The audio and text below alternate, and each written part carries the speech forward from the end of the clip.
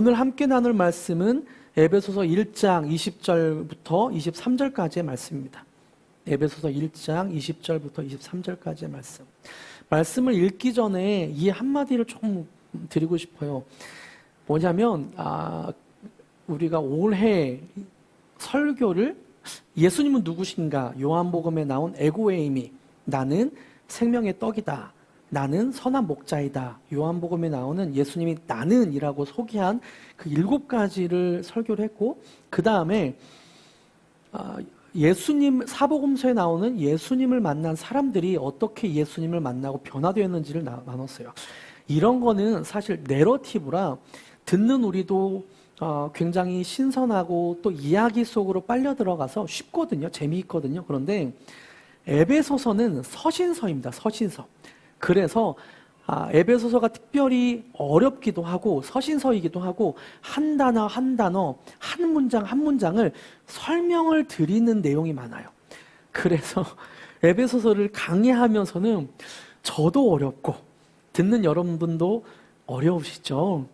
설명을 계속 들으니까 어려우시죠. 하지만 이 설명이 굉장히 중요합니다. 성경을 더 깊이 있게 볼 수 있고 영적인 신비를 에베소서를 통해 더 깊이 알아갈 수 있기 때문에 굉장히 중요한데요. 어렵더라도 이거는 이성적으로, 그 전에 예수님을 만난 사람들이나 예수님의 에고에이미는 감성적으로 조금 터치를 했다면 이런 에베소서 강의는 이성적으로 조금 깨어서 잘 설명을 들어야 됩니다. 여러분 이성적으로 잘 들읍시다. 할렐루야.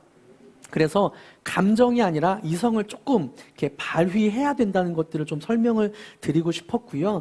에베소서 1장 20절부터 23절까지를 함께 읽겠습니다. 한 목소리로 시작. 그의 능력이 그리스도 안에서 역사하사 죽은 자들 가운데서 다시 살리시고 하늘에서 자기의 오른편에 앉히사 모든 통치와 권세와 능력과 주권과 이 세상뿐 아니라 오는 세상에 일컫는 모든 이름 위에 뛰어나게 하시고 또 만물을 그의 발 아래에 복종하게 하시고 그를 만물 위에 교회의 머리로 삼으셨느니라. 교회는 그의 몸이니 만물 위 안에서 만물을 충만하게 하시는 이의 충만함이니라. 아멘. 오늘 함께 나눌 하나님의 말씀은 에베소서 1장 20절부터 23절까지를 본문으로 에베소서 강의의 5번째 시간이죠. 도대체 하나님의 능력이 무엇입니까? 도대체 하나님의 능력이 무엇입니까? 라는 제목으로 함께 말씀을 나누려고 합니다. 오늘 말씀은 지난주 본문인 에베소서 1장 16절부터 19절까지의 본문과 이어집니다. 지난주는 에베소 교회의 성도들을 향한 바울의 기도였죠. 그리고 오늘은 지난주 바울의 기도를 설명하는 내용입니다. 지난주에 사랑하는 에베소 성도들을 위해 바울이 기도했다고 했습니다. 어떤 내용으로 기도했다고 말씀드렸나요? 에베소 교회에 닥친 어려움을 해결해 주시옵소서. 에베소 교회 성도들이 부자 되는 복을 주시옵소서가 아니라 지혜와 계시의 영으로 하나님을 경험해서 알게 하여 주시옵소서. 마음의 눈을 밝히사 하나님의 소명을 발견하고 하나님이 우리에게 주시는 기업, 유산을 알게 하시며 하나님의 능력이 얼마나 큰지 알게 하시옵소서라고 기도했다고 했습니다. 사람들은 흔히 기도한다고 하면 자신이 필요한 것을 구하고 자신에게 닥친 어려움을 하나님께 고하는 것을 기도라고 많이 생각합니다. 이것은 인간의 본성이죠. 어려운 처지인데 다른 내용으로 기도하는 걸 우리는 본성을 거스르는 일이라고 하고 정작 자신의 어려운 문제가 아니라 사람들 앞에 거룩해 보이는 척, 거룩한 척 하면서 다른 기도를 하는 거 우리는 가식이라고 말하기도 합니다.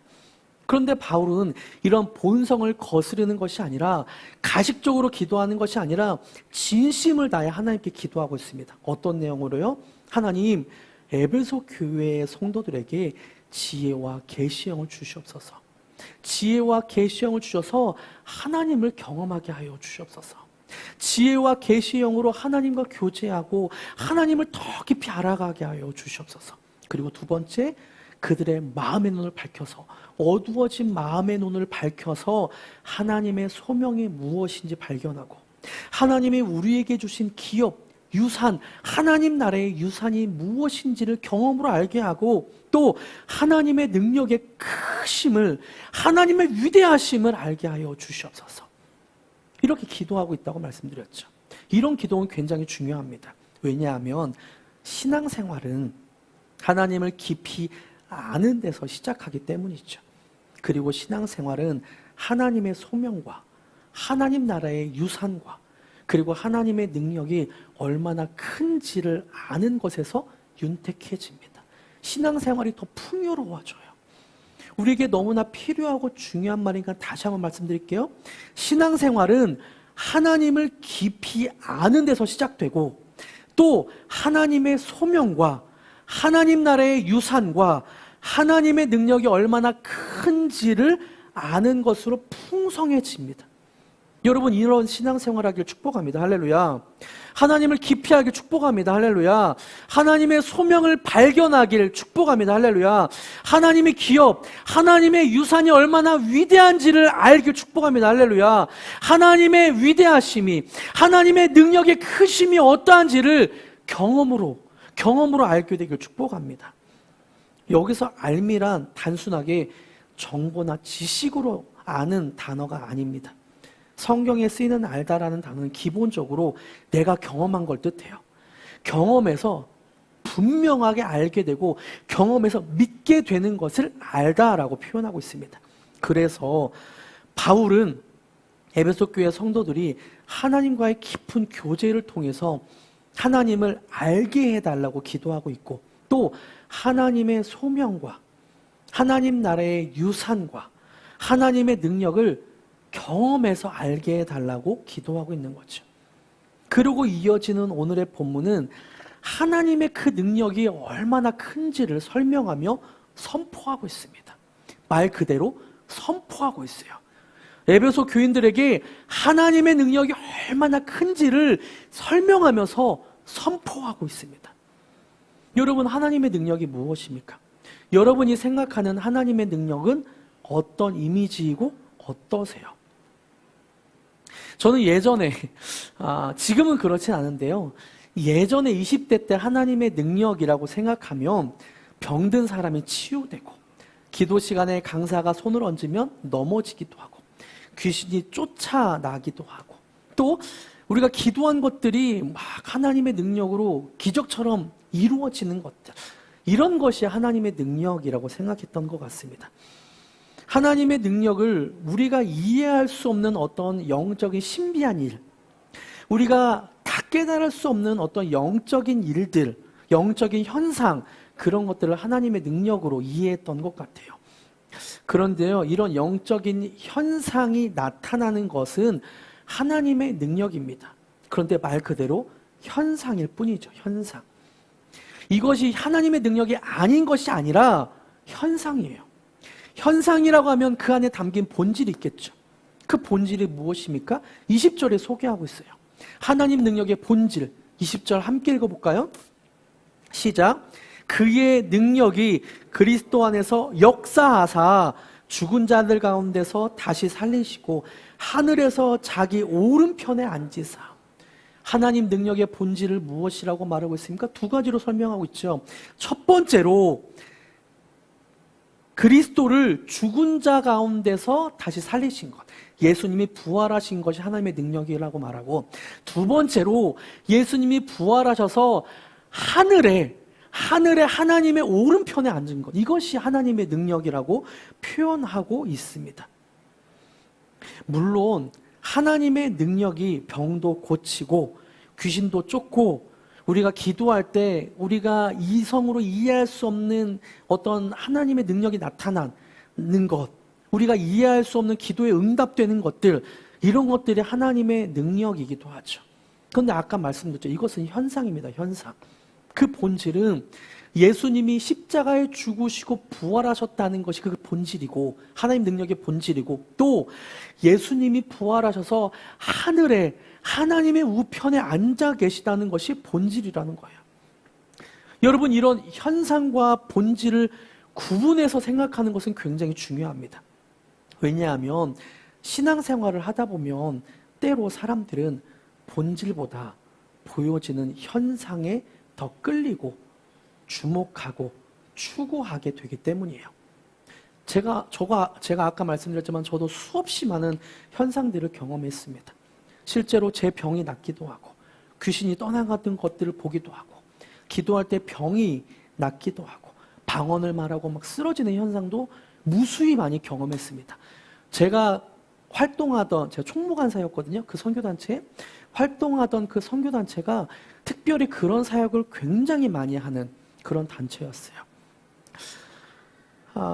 그런데요, 이런 현상을 추구하는 사람들을 제가 얼마나 많이 봤겠습니까?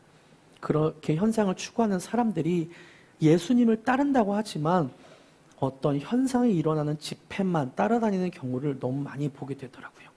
예수님을 따라다닌다고 하지만 집회만 따라다니고 그런 현상만 쫓아다니는 것들을 너무 많이 보게 되었습니다. 예수님의 진리를 보지 못한 채 현상에만 집중하는 신앙인을 너무나 많이 봤습니다. 사람들은 원래 이렇게 자극적인 현상에 더 끌리는 것 같습니다. 그런데요, 본질을 추구하면 현상이 주어지지만 현상을 추구하면 본질을 잃어버리게 되더라고요. 그래서 어떤 신비한 영적인 현상이 많은 단체들은 좀 건강하지 않은 것 같아요.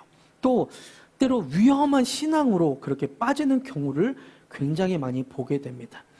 하나님의 능력의 본질은 예수님이 죽은 자들 가운데서 다시 살아나신 것과 또 하늘의 하나님의 우편에 앉게 된 것입니다. 여러분 믿으십니까? 하나님 능력의 본질은 그거예요. 예수님이 우리의 죄를 위해 십자가에 죽으셨고 죽음을 이기시고 부활하셨습니다. 할렐루야. 뿐만 아니라 오늘도 살아계셔서 하늘의 하나님의 우편에 앉아 계십니다. 할렐루야. 하나님 우편에 앉아 계신다는 것이 무엇인가?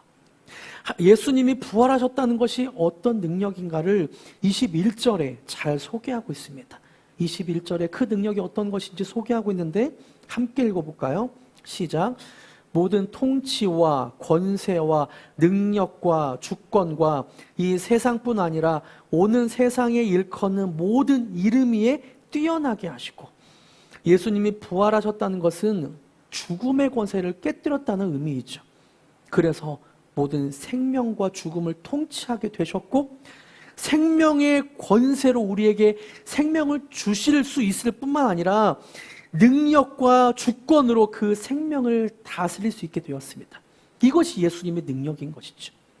그리고 하나님의 오른편에 앉으셨다는 것은 하나님의 능력을 위임받게 되었다는 의미입니다. 그래서 예수님은 하나님의 능력이었던 이 세상의 모든 통치권을 갖게 되었고 이 세상의 모든 권력과 권세와 능력과 주권을 갖게 되었고, 그래서 이 세상에 일컫는 모든 이름보다 과거에 있었던 모든 어떤 통치자들이나 모든 뛰어난 이름보다 미래에 수없이 많이 있을 모든 뛰어난 이름들보다 더 뛰어나신 분이 예수님이라는 것입니다. 예수님은 이 세상의 통치권을 갖고 계세요. 하나님의 위임받은 능력으로 권세로 이 땅을 통치하고 다스리십니다.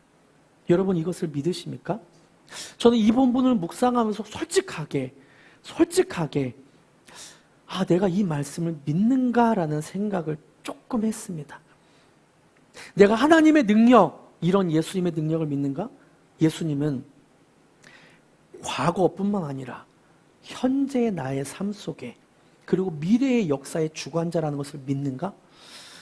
예수님이 모든 세상의 능력과 권세와 주권과 모든 이름 위에 뛰어나신 나의 주권자임을 믿는가? 그런 고민을 솔직히 조금 해봤습니다. 그러면서 제 현실을 좀 보게 됐어요. 내 현실이 솔직하게 하나님의 능력이 있다고 하지만 조금은 부족한 모습이 있는 게 사실입니다. 개척교회 목사로 부족한 부분들이 있는 것들이 사실이에요. 하나님의 능력들을 나타낸다고 교회는 위대하다고 말을 하지만 한편으로 제 마음의 내심 이런 것도 좀 이렇게 됐으면 좋겠고 이런 것도 이렇게 됐으면 좋겠고 하나님 능력으로 이렇게 일어났으면 좋겠다라고 생각되어지는 것이 사실이죠. 그런데 이런 마음이 저 혼자만의 생각일까요? 그렇지만은 않죠. 우리의 삶을 보면서 하나님의 능력이 나타나고 있는가? 내 삶에 이런 어려움도 있고 이런 어려움도 있고 오래된 기도 제목이 이런 게 있는데 과연 내 삶에 하나님의 능력과 통치와 권세가 나타나고 있는가라는 생각이 드실 수도 있습니다. 그런데요, 중요한 건 저는 결정했어요. 어떤 걸 결정했냐면 하나님, 저의 경험을 믿지 않겠습니다. 하나님, 저의 이성이나 생각을 믿지 않겠습니다. 어떤 걸 믿을까요? 하나님, 말씀을 믿겠습니다. 말씀이 그렇다면 이것을 믿겠습니다. 이것을 믿기로 저는 결심했습니다. 여러분에게 도전해요. 그래서 여러분, 우리의 인생이, 우리의 삶이 하나님의 능력이 나타나는 것 같지 않고 때로 하나님의 주권이 내 삶에 어떻게 투영되고 있지? 라는 의심이 들기도 하고 하나님이 이 세상에 정말 능력을 나타내시는가? 라는 의심이 든다고 하더라도 믿기로 결심하십시오. 왜요? 성경에 그렇게 나오거든요. 성경을 믿으십시오. 내 경험을 믿지 말고 내 이성이나 생각을 믿지 말고 성경을 믿으십시오. 하나님의 말씀을 믿으십시오. 저는 기대가 돼요. 하나님의 말씀이 그렇다면 그런 거죠. 할렐루야. 하나님의 말씀이 그렇다면 정말 이 세상에 그런 거죠. 그래서 우리가 믿을 때 하나님이 우리의 삶을 통치하시고 그때부터 하나님의 믿음 위에 일하심이 나타날 것이라는 기대가 생기더라고요. 하나님 여러분 말씀을 믿어봅시다. 말씀을 믿어봅시다. 내 경험이나 내 지식이나 내 생각이 아니라 말씀을 한번 믿어봅시다. 그리고 그 말씀 가운데 임하시는 하나님이 어떤 분인지, 하나님의 능력이 어떠한지, 얼마나 위대하고 크신지 한번 경험해 봅시다. 할렐루야. 이런 예수님의 능력이 세상에 어떻게 나타나는지, 세상에 어떻게 그 능력이 나타나는지를 22절에 소개하고 있습니다. 22절 함께 읽어볼까요? 시작. 또 만물을 그의 발 아래에 복종하게 하시고 그를 만물 위에 교회의 머리로 삼으셨느니라. 22절에서는 세상에 하나님의 능력이 나타나게 되는 것을 교회라고 표현하고 있습니다. 하나님의 능력이 나타나는 것, 예수님이 다스리는 곳이 교회이고 그리고 세상과의 위치를 설명해 주고 있죠. 여러분 22절에서 말하는 교회의 위치가 어디에 있습니까? 만물, 세상을 예수님의 발 아래에 복종하게 하셨다라고 표현하고 있습니다. 그리고 세상 위에 교회의 머리로 예수님이 있는 거죠. 그러면 교회는 어디 있는 거죠? 이게 예수님이고 이게 세상이라면 여기에 예수님의 몸인 교회가 있는 거죠. 교회의 발 아래에 세상이 있는 겁니다. 그런데 때로 이 위치를 착각해서 교회가 어려움을 당하기도 하고 또 교회가 세상의 구설수에 오르내리고 뉴스에 오르내리기도 하더라고요. 세상이 가장 아래에 있고 교회가 있고 그 위에 교회의 머리가 예수님인데 이게 뒤집어진 거예요. 그래서 교회가 예수님이 아래에 있고 교회가 세상을 섬기는 거죠. 세상의 돈을 섬기고 세상의 쾌락을 섬기고 세상의 방법을 섬기고 세상을 섬기고 예수님을 발 아래에 복종시키게 하니까 교회가 구설수에 오르게 되더라고요. 인간의 욕심을 따라서 교회가 운영이 되니까 세상을 섬기니까 예수님이 발 아래에 짓밟히고 그리고 교회가 신문에 나고 구설수에 오르게 되더라고요. 인간의 욕심, 돈의 욕심, 명예의 욕심, 권력의 욕심에 그렇게 세상을 섬기면서 예수님을 발 아래에 두고 있으니까 교회가 사람들에게 손가락질 당하고 지탄의 대상이 되더라고요. 여러분 한번 생각해 보세요. 사람에게도 위치가 있죠. 가정에는 남편, 아내, 또 부모, 자식이라는 위치가 있습니다. 그리고 사회에서도 경찰, 정치인, 군인, 직장에도 사원, 팀장, 사장, 저는 특별히 목사라는 위치가 있죠. 근데 그 위치를 잘 설정해야 사회는 잘 돌아가는 것 같아요. 가정에서 그 위치를 잘 설정해야 화목한 가정이 됩니다. 자식이 그 위치를 잃어버리고 부모의 위치를 계속 침범한다면 그것은 화목한 가정이 아니죠. 부모가 위치를 망각하고 자녀를 돌보지 않고 자꾸 밖으로 돌면 그것 또한 아동을 방치하고 화목한 가정이 아니죠. 사회에서도 경찰이 자신의 위치를 잃고 범죄에 가담하거나 군인이 나라를 지키라는 위치가 있는데 그것을 잃고 정치인을 지키고 있으면 사회에 문제가 생깁니다. 마찬가지로 교회도 세상에서 머리 되신 예수님을 섬겨야 되는데 그 위치를 망각하고 뒤집어져서 예수님을 발 아래에 두고 세상을 머리로 섬기면 문제가 생기게 되는 것 같습니다. 네, 분명히 교회는 세상 위에 있습니다. 왜 이런 결과가 오게 되었습니까? 예수님이 부활하셨고 뿐만 아니라 하늘에 앉으셔서 그 하늘에 앉은 예수님의 몸이 교회이기 때문인 거죠. 예수님이 세상을 다스리시고 통치하시고 능력과 권세로 이 세상은 그 어떤 이름보다 뛰어나신 분인데, 그래서 그 예수님의 몸이 교회인데 교회이기 때문에 교회가 세상을 다스리게 된다는 것입니다. 그러므로 온갖 세상이 주는 패배주의와 염세주의적인 생각들을 예수님의 십자가에 못 박아야 합니다. 세상이 주는 온갖 두려움과 걱정과 염려를 그 머리 되신 예수님 앞에 가지고 나아가야만 됩니다. 예수님의 부활의 능력을 경험하고 하늘에 앉으신 예수님의 능력과 권세와 통치를 경험하게 되면 세상이 우리 발 아래에 있다는 것을 더 경험하게 될 것입니다. 교회는 세상 속에 있지도 않을 뿐더러 세상의 지배를 받는 존재가 아닙니다. 세상을 발 아래에 두고 예수님의 통치를 받는 존재가 바로 교회인 것이죠. 여기서 세상이 어떤 곳인지를 잘 알아야 되는데요. 러시아의 국민적 시인 푸슈킨은 삶이라는 시에서 세상을 표현하고 있습니다. 제가 읽어드립니다. 삶이 그대를, 세상이 그대를 속일지라도 슬퍼하거나 노여워하지 말라. 슬픈 날엔 참고 견뎌라. 즐거운 날이 오고야 말리니 마음은 미래를 바라느니 현재는 한없이 우울한 것, 모든 것 하염없이 사라지나 지나가 버린 것 그리움 되리니. 푸슈킨은 삶, 세상에 대해 말하고 있죠. 세상은 원래 슬픈 거야, 노여운 거야, 그렇게 생각하지 마. 슬픈 날엔 참고 견뎌. 원래 세상은 고통스러운 거야.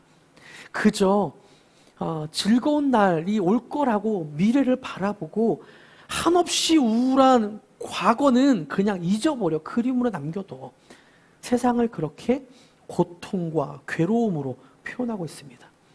그런데요, 예수님이 이 고통과 괴로움을 십자가에서 모두 없애버리셨어요. 부활의 능력으로, 세상에 부활하신 그 권세와 능력으로 우리에게 너희는 교회다라고 말씀하고 있습니다. 내가 너희를 다스릴게, 내가 너희를 통치할게 라고 말씀하고 있는 거죠. 그렇게 되면 이루어지는 결과가 23절에 나옵니다. 23절 한번 읽어볼까요? 시작. 교회는 그의 몸이니 만물 안에서 만물을 충만하게 하시는 이의 충만이니라. 만물을 세상이라고 바꿔서 제가 다시 한번 읽어드립니다. 교회는 그의 몸이니 세상 안에서 세상을 충만하게 하시는 이의 충만이니라. 아멘. 더 이해를 돕기 위해서 유진 피터슨이라는 영성 신학자가 쓴 메시지 성경 버전으로 21절부터 23절까지를 같이 한번 읽어볼게요. 화면을 볼까요? 시작. 여러분도 알다시피 교회는 세상의 변두리가 아니라 세상의 중심입니다. 교회는 그리스도의 몸입니다. 그분은 교회 안에서 활동하시며 교회를 통해 만물을 자신의 임재로 가득히 채워주십니다. 당시의 에베소 교회는 지금의 교회와 비교해 본다면 정말 보잘것없는 모습이었습니다. 교회 건물을커녕 예배당조차 어떤 이런 음향 시스템조차 제대로 갖추지 못하였고, 또 오늘날의 교회에 국회의원이 다니고 시장 등 사회 인사들이 다니기는커녕 사회에서 핍박받았던 공동체가 바로 에베소 교회였습니다. 특별히 에베소 교회는 로마의 권력과, 그 당시의 로마의 권력과 비교하면 정말 초라하고 보잘것없는 곳이었죠. 그런데 에베소 교회는 바울은 선포하고 있어요. 교회는 세상의 변두리가 아니라 세상의 중심입니다. 이 교회를 통해 하나님은 세상 가운데 하나님의 뜻을 이루어가고 계시겠다고 말씀하고 있습니다. 바울은 예수님이 머리 되신 교회가 얼마나 놀랍고 영광스러운 특권인가를 일깨워주고 있죠. 그래서 바울은 에베소서 3장에서 이 교회를 하나님의 비밀이라고 표현하고 있고, 또 5장에서는 하나님의 영광이다 라고 말하고 있습니다. 선포하고 있습니다. 물론 이 땅에 존재하는 교회가 끊임없이 시끄러운 다툼과 부족함 투성이인 것은 사실인 것 같아요. 심지어 뉴스에 오르내리며 인간의 부족함과 연약함을 보여주기도 합니다. 하지만 하나님은 교회를 포기하지 않으신 것 같아요. 에베소서 5장 26절과 27절 한번 보세요. 제가 읽어드립니다. 이는 곧 물로 씻어 말씀으로 깨끗하게 하사 거룩하게 하시고 자기 앞에 영광스러운 교회로 세우사, 영광스러운 교회로 세우사 티나 주름 잡힌 것이나 이런 것들이 없이 거룩하고 흠이 없게 하시려고. 예수님은 교회를 포기하지 아니하시고 그 교회를 물로 씻어 말씀으로 깨끗하게 하고 거룩하게 하셔서 자신 앞에 영광스러운 교회로 세운다고 표현하고 있습니다. 예수님은 교회를 포기하지 않으세요. 역사적으로 봐도 이 말씀은 사실인 것 같아요. 초대교회에서 로마에 의해 박해를 받을 때 예수님은 로마의 황제를 콘스탄티누스로 세우시고 기독교를 로마의 주류 종교로 인정했습니다. 그리고 이 로마의 주류 종교가 되어서 권력과 종교가 결탁되어 타락하게 되었던 중세시대의 카톨릭을 예수님은 루터, 칼빈, 또 제침례교도를 통해서 말씀으로 깨끗하게 하셨습니다. 개혁운동을 펼치게 하셨어요. 역사를 펼쳐놓고 보면 예수님은 교회를 포기한 적이 단 한 번도 없습니다. 교회가 타락했다고 때로 손가락질 받고 교회가 타락했다고 사람들에게 지탄을 받지만 예수님은 교회를 포기했던 적이 한 번도 없습니다. 물로 씻고 말씀으로 깨끗하게 해서 거룩하게 해서 예수님 앞에 영광스러운 교회로 만드셨어요. 왜냐하면 교회는 세상의 유일한 소망이기 때문입니다. 여러분, 교회가 아니면 사람들이 복음을 어디서 들을 수 있겠습니까? 여러분, 교회가 아니면 사람들이 영적인 성숙을 어디서 경험할 수 있겠어요? 여러분, 교회가 아니면 사람들이 예배에 하나님의 영광을 어디서 경험할 수 있겠습니까? 그래서 골로새서 1장 24절과 25절에서 바울은 주님의 몸된 교회를 위해 어떤 고난도 감수할 수 있겠다고 표현하고 있습니다. 나는 이제 너희를 위하여 받는 괴로움을 기뻐하고 그리스도의 남은 고난을 그의 몸된 교회를 위하여 내 육체에 채우노라. 내가 교회의 일꾼 된 것은 하나님이 너희를 위하여 내게 주신 직분을 따라 하나님의 말씀을 이루려 하심이라. 할렐루야. 바울은 이런 영광스러운 하나님의 예수님의 교회를 위해 어떤 고난도 감수하고 기쁘게 섬기겠다고 하고 있습니다. 말씀을 맺겠습니다. 바울은 사랑하는 에베소 교회 성도들을 위해 기도하고 있습니다. 그리고 하나님의 능력이 무엇인지 설명하고 선포하고 있습니다. 이 기도와 선포를 본받아 저도 사랑하는 글로리 교회 성도들을 위해 기도문을 하나 적어보았습니다. 에베소서 1장 16절부터 23절까지를 메시지 성경 버전으로 인용해서 작성해 본 내용입니다. 제가 기도문을 읽을 때, 기도할 때 여러분도 화면을 보면서 같이 마음으로 기도해 주시고 때로 마음이 감동이 되시는 부분이 있다면 아멘으로 화답해 주시면 감사하겠습니다. 제가 기도드립니다. 주님, 글로리교회 성도들에게 지혜와 계시형을 주셔서 하나님을 알게 하시길 간구합니다. 우리의 죄를 위해 십자가에서 죽으셨고 이후에 3일 만에 부활하셔서 사탄과 죽음의 권세를 깨뜨린 그 권세를 이성적인 알무로 그치는 것이 아니라 경험적인 지식으로 체험되길 간구합니다. 부활하신 예수님께서 하나님의 오른편 보좌에 앉으셔서 글로리 교회 성도들의 인생과 가정, 직장과 모든 삶의 영역을 주관하고 다스리시는 분이십니다. 이 모든 일을 담당하고 계신 분, 모든 일의 최종 결정권을 가지고 계신 분, 모든 것의 중심에서 계획하고 주관하고 우리의 인생을 다스리고 계신 그리스도께서 글로리 교회 성도들의 인생을 다스리고 계십니다. 그래서 우리는 세상의 변두리가 아니라 세상의 중심입니다. 주님, 우리 글로리 교회 성도들은 그리스도의 몸입니다.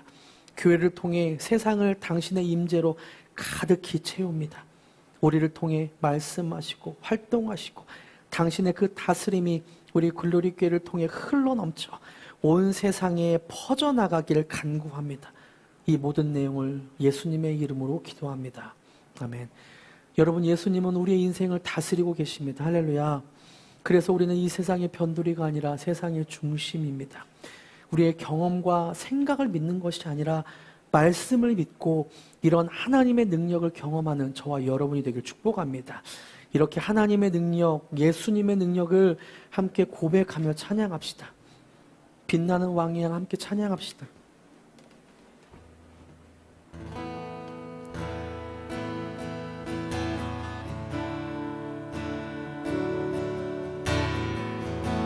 빛나는 왕의 왕, 빛나는 왕의 왕,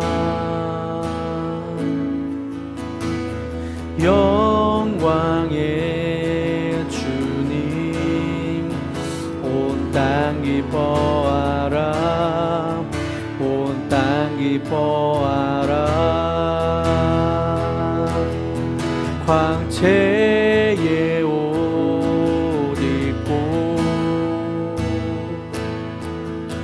어두운 물리쳐 저 원수는 떠내, 저 원수는 떠내.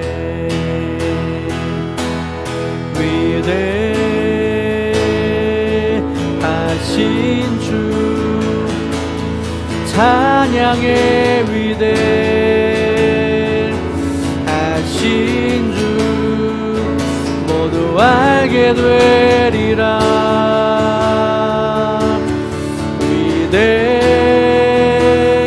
위대하신 주, 위대하신 주님,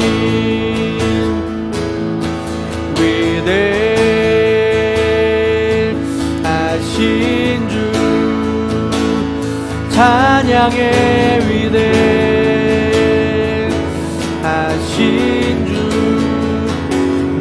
알게 되리라. 위대하신 주, 영원한 주의 주 고백합니다. 영원한 주의 주, 시간의 주관자, 알파와 오메가, 알파와 오메가, 삼위의 하나님, 사위의 하나님,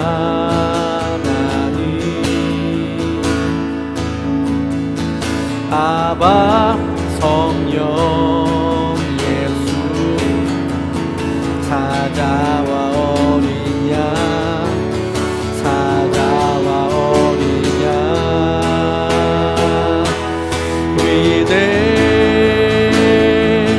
위대하신 주 찬양의 위대하신 주 모두 알게 되리라. 위대하신 주, 위대하신 주님,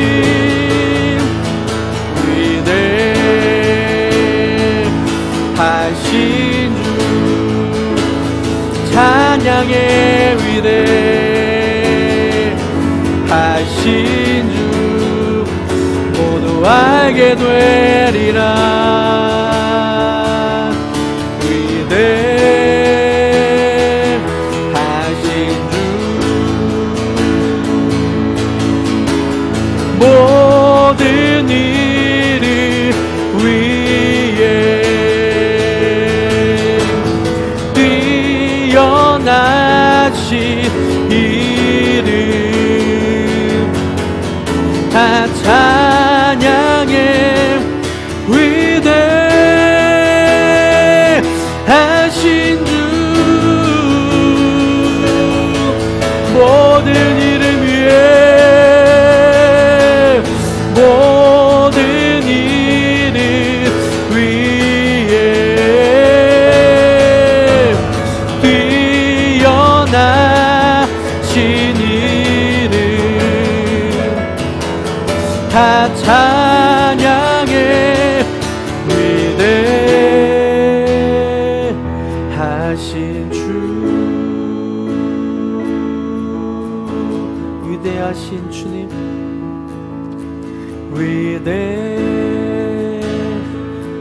위대하신 주 찬양의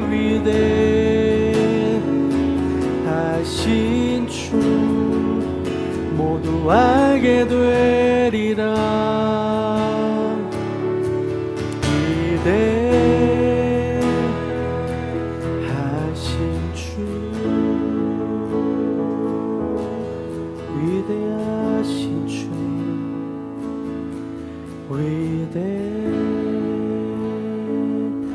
위대하신 주 찬양의 위대하신 주 모두 알게 되리라. 위대하신 주 제가 기도드립니다. 하나님, 우리가 위대하신 주의 이름을 높여드렸습니다. 능력과 권세와 통치와 주권이 예수님께 있음을 선포하고 고백했습니다. 부활하신 예수님, 그리고 하늘 우편에 하나님의 우편에 앉아 계신 예수님이 우리를 다스리시고 우리를 통치하시고 하나님의 주권으로 인도하여 주시옵소서. 오직 교회의 머리는 예수님임을 고백합니다. 그리고 세상이 우리 발 아래 있음을 고백합니다. 그 위치를 망각하지 않게 하여 주시옵고, 우리가 예수님의 음성을 듣고 예수님의 뜻을 쫓아 행할 때 하나님의 다스림과 능력이 나타나게 하여 주시옵소서. 이전까지 있었던 경험과 생각들을 내려놓고 말씀을 믿습니다. 그 말씀이 우리에게 능력이 되게 하여 주시옵고, 그 말씀이 우리에게 경험되게 하여 주시옵소서. 그렇게 행하실 주님을 찬양하며 예수님의 이름으로 기도드립니다. 아멘.